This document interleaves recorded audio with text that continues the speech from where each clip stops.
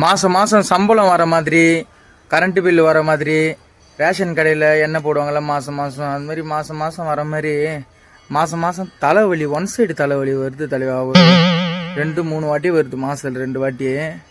இந்த இடத்துல இருந்து இங்கெல்லாம் வலிக்குது, புருவெல்லாம் வலிக்குது பயங்கரமாக. இங்கெல்லாம் வலிக்குது.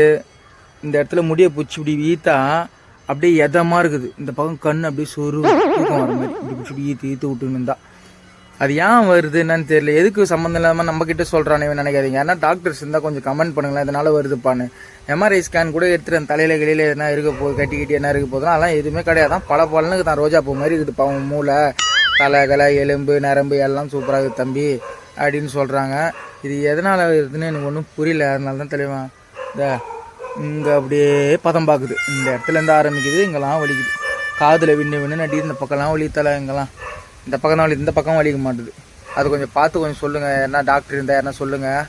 ஜெய்ஹிந்த்.